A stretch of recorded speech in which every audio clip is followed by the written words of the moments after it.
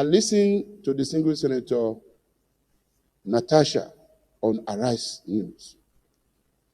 And I'm saying to all my distinguished colleagues, I had no regrets about what she said about me. She said I called her at exactly 13 minutes past 12. I had no regrets. And every one of you know it is characteristic of my own person and leadership role to try to reconcile everybody. I went to the Senate president and I got there that night. And I said, sir, tomorrow in chamber, you will have to tender a public apology to distinguished Senator Natasha. I beg you in the name of God. Because her understanding of what you said is different from the way you are interpreting it. By saying she should not speak as if she was in a nightclub. And Mr. President, you explained again that what you meant was that it's only in the nightclub that everybody speaks in loud voice, trying to raise their voice above the volume of the music. And I said, sir, I understand you. But tomorrow you need to explain that again to her and other Nigerian women and apologize to her. And you asked me a question, why is it that you are always coming to me to talk? You have not have you called Senator Natasha? Everybody is dragging me on the social media, her bloggers, including herself, saying I must go down. Have you called her? And I picked my call and called Senator Natasha, placing her on speakerphone. DSP was there and two other of our colleagues. And I called. I didn't think 12 midnight was any time that we would not still be awake as senators. We go to bed 2 a.m., 3 a.m. People who are dragging us on social media should know that. And when I called distinguished Senator Natasha, the first thing I said was, distinguished, I am sorry. I hope I did not wake you up. She said, no, sir.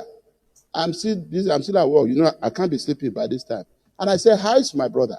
Referring to her husband. She said, he's fine and he's right here. And I said, I only called you to ask you a question. She said, what? I said, my dear sister, what would you gain? Because I'm reading everything your people are saying on social media. But what will you gain if the Senate president goes down? What do you stand to benefit? That was all the discussion. And as she was talking, she said, well, I didn't start this fight. As she was talking, my phone started saying reconnecting, meaning that network was failing. I cut it off and called back. As soon as she came back, Mr. President, you took over the discussion, believing that you were talking to a friend's wife who just said the husband was by her. And you said, Princess of the Senate, why are your people dragging me? And we discussed all of this. And at the end of the discussion, you spoke with the husband and reminded the husband or told the husband about a pending nomination that he was supposed to make for Delta State. And I thought that was the height of it, Mr. President. We were nominating people who will serve in the Public Complaints Commission. The husband is not the governor of Delta. He's not a senator from Delta. And I felt it was the height of respect that you could have for anybody, that you will ask the husband to submit the name of the nominee for Delta State for a 5-year tenure in public service. That was how we rounded up that discussion. But I listened to distinguished Senator Natasha on Arise. We rounded up that discussion. You came here the following day, you apologized, that rested the matter. But she recalled the matter last week on Arise and simply said, I called her at 13 minutes past 12, middle of the night, to threaten her. And I said, if SP must go down, you too must go down. I never said so. And I call on the DG, DSS, and all those, security agencies who have unrestricted access to telecommunication networks to please recall the record of the discussion that I held with distinguished Senator Natasha on my phone. So, and for me, if somebody says something that I know to be a blatant lie, it will be difficult for me to believe any other thing you say. So that's why when she proceeded later to say I was sexually harassed, Senate President took me around his house where his wife lives, where his children live, and was holding my hand with my husband following. And he told me, do you like this sitting room? If you like it, I'll bring you by there so that we can enjoy ourselves. There was no way I would believe all of that because... So what year? Yes. What year? What year? Did the discussion... No, what year did she allege? Sorry? What year? He said 2023. 2023. What year are we? This is 2025. Well, sir, I clarified all I needed to clarify.